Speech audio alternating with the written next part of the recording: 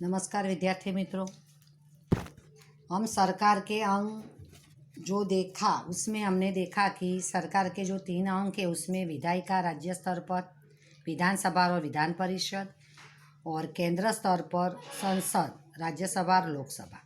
कार्यपालिका राज्य स्तर और केंद्र स्तर दोनों में आएगा मंत्रिमंडल, और न्यायपालिका में राज्य स्तर पर आएगा उच्च न्यायालय और जो केंद्र स्तर पर आएगी सर्वोच्च न्यायालय।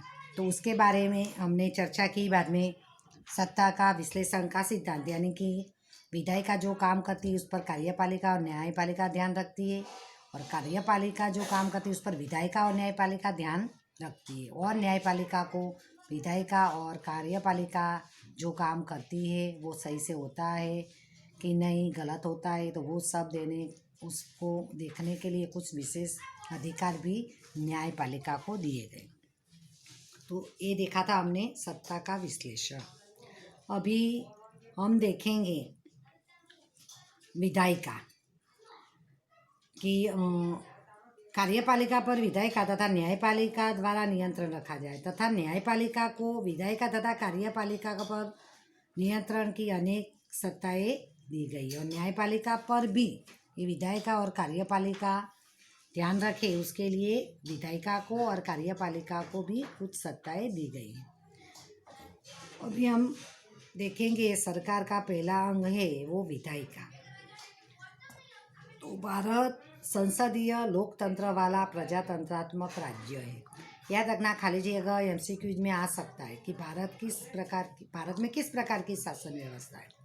तो भारत में हम सब जानते हैं कि लोकतंत्रात्मक, प्रजातंत्रात्मक, लोकशाही, कुछ भी बोले तो इस प्रकार की लोकतंत्रात्मक, प्रजातंत्रात्मक और वो भी संसदीय पद्धति के राज्य है। संघ यानी केंद्र, भारत सरकार स्तर पर संसद तथा राज्य स्तर पर विधानसभा। मैंने जब आपको पहले लेसन के शुरुआत में ही चार्ट द्वारा ये समझा दिया है। देश की सबसे महत्वपूर्ण तथा सर्वोपरि संस्था संसद है। खाली जगह एमसीक्यूज में आ सकता है, याद रखना। देश की सबसे महत्वपूर्ण तथा सर्वोपरि संस्था कौन सी है? तो संसद है। और भारत की संसद में कौन कौन होते हैं ये भी मैंने पहले वीडियो में ही आपको बता दिया है। राष्ट्रपति, उपराष्ट्रपति, राज्यसभा तथा लोकसभा का समावेश किया गया है। अभी विधायिका 2 प्रकार की है, वो भी आपको बताए। एक सदनात्मक विधायिका और द्विसदनात्मक विधायिका, यानी जहाँ विधायिका का निर्माण एक ही सदन के द्वारा होता है उसे एक सदनात्मक विधायिका कहा जाता है। यानी कि ये मैंने बताया था कि हर एक राज्य में विधानसभा होती है, तो कई राज्यों में सिर्फ विधानसभा होती, जैसे कि गुजरात में, तो उसको एक सदनात्मक विधायिका कहते हैं। लेकिन कई राज्यों में 2 सदन है, यानी विधानसभा भी है, विधान परिषद भी है, तो उसको द्विसदनात्मक विधायिका कहते हैं। जैसे कि केंद्र स्तर पर हम देखें कि संसद, तो उसके भी 2 सदन है। ऊपरी सदन है उसको राज्यसभा कहते हैं, और निचला सदन है उसको लोकसभा कहते हैं। और हम राज्य स्तर पर देखें तो विधानसभा कई राज्यों में विधानसभा और विधान परिषद दोनों सदन है। तो ऐसे कौन से राज्य की जहाँ पर दोनों सदन है? तो बिहार, उत्तर प्रदेश, महाराष्ट्र, वहाँ पर विधानसभा और विधान परिषद ऐसे 2 सदन है। जबकि गुजरात जैसे, राजस्थान जैसे में एक ही सदन है, विधान सभा। अभी हम देखेंगे जो विधायिका देख रहे हैं उसी में राज्य स्तर की विधायिका के बारे में आप विधानसभा, विधान परिषद के बारे में 8वीं कक्षा में पढ़कर आए। अभी 9वीं में हम केंद्र स्तर की जो विधायिका है, यानी कि संसद, लोकसभा और राज्यसभा, उसके बारे में अभी हम पढ़ेंगे। तो केंद्र स्तर की जो विधायिका है उसमें संसद, अभी हम देखेंगे लोकसभा के बारे में। तो लोकसभा संसद का निचला सदन, याद रखना, खाली जगह एमसीक्यूज में आ सकता है। लोकसभा के सदस्यों का जो चुनाव है वो प्रत्यक्ष मतदान पद्धति से जनता द्वारा किया जाता है। अभी ये 1.5 साल हो गया, अप्रैल में 2018, 19 और 20, 18 में हमारा यहाँ लोकसभा के सदस्यों का चुनाव हुआ था। तभी ये लोकसभा के सदस्यों का चुनाव प्रत्यक्ष मतदान यानी भारत के 28 जो राज्य है उसके जनसंख्या के आधार पर कोने कोने में से कुल 545 में से 543 सदस्यों का चुनाव होता है। ये लोकसभा के सदन के जो सदस्य है कुल 545 है, पर जो चुनाव होता है 543 का। लोग जो है आम जनता है वो प्रत्यक्ष वो लोकसभा के सदस्यों का चुनाव करती है, उनको वोट देकर पसंद करती है, विजेता बनाती है। और लोकसभा के सदस्य प्रत्यक्ष मतदान के द्वारा चुने हुए जनता के प्रतिनिधि होते, यानी हम उनको चुनकर भेजते तो वो हमारा संसद में प्रतिनिधित्व करते, यानी कि हमारे एरिया में से हम उनको चुनकर भेजते, विजेता बनाकर भेजते, तो वो हमारे एरिया के प्रश्नों का निराकरण, उसकी समस्याएं वो दूर करने की कोशिश करते। जैसे कि यहाँ हमारे सूरत के जो सांसद है यानी लोकसभा सदस्य तो CR पाटिल, आप सबने नाम सुना होगा। तो हमारे ये सूरत एरिया से जो लोकसभा का सदस्य के रूप में बहुत सारे लोग खड़े थे चुनाव में, लेकिन उसमें विजेता बने CR पाटिल। तो वो अभी हमारा नेतृत्व दिल्ली में लोकसभा में कर रहे हैं। तो 545 कुल सदस्य ऐसे सदस्यों की संख्या पूरे देश में से हैं।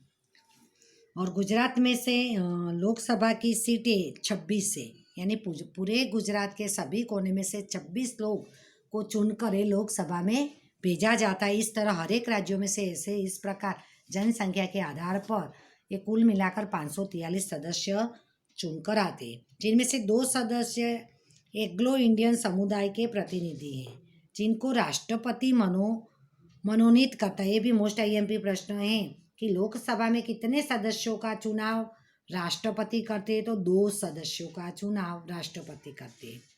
अभी हमारे राष्ट्रपति आपको मैंने आगे भी बताया है कि श्री रामनाथ कोविंद है।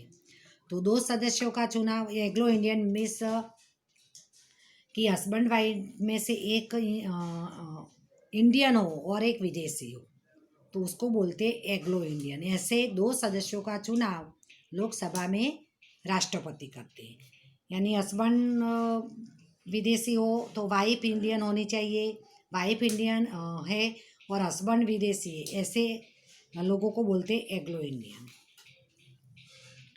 अभी राष्ट्रपति संसद लोकसभा तथा राज्यसभा का भाग है। राष्ट्रपति लोकसभा का भी प्रतिनिधि हिस्सा है और राज्यसभा का भी वो हिस्सा है, लेकिन राष्ट्रपति संसद के प्रथम सम्मेलन में उद्घाटन के भाषण तथा संसद के संयुक्त सम्मेलन बैठक को संबोधित करने के अलावा कभी भी उपस्थित नहीं होता है।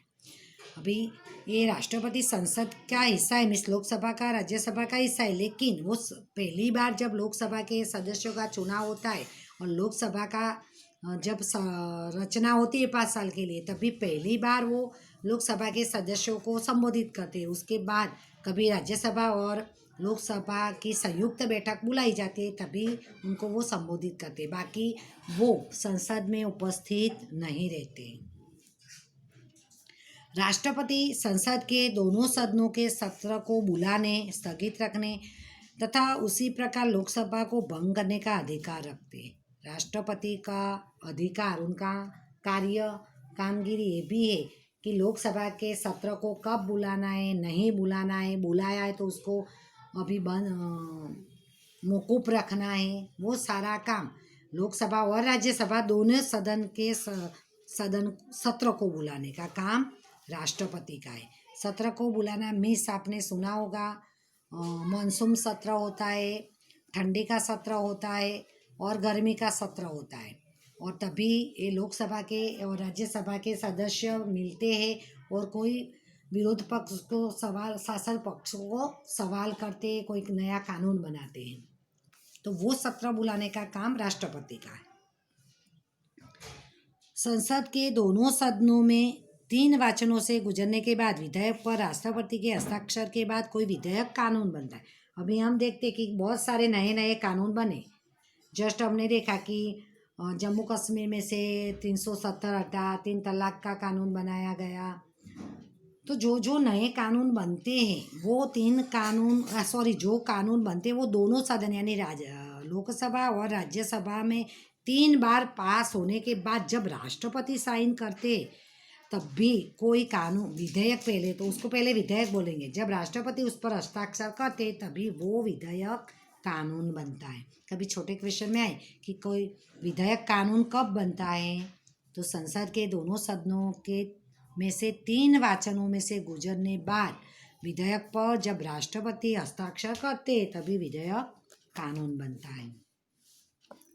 लोकसभा स्थायी सदन नहीं है, उसका कार्यकाल 5 वर्ष का है। कभी आपको सही गलत में आ सके कि लोकसभा स्थायी सदन है तो गलत, स्थायी सदन नहीं है, अस्थायी सदन है, क्योंकि जो भी अभी भी लोकसभा का सदन में जो सदस्य है उनको हमने 5 साल के लिए लोगों ने चुना है। जब उसको 5 साल पूरा हो गए तभी नए लोकसभा के सदस्यों की चुनाव होगा और वो सदस्यों को वहाँ से जाना होता है, इसीलिए वो स्थायी सदन नहीं है।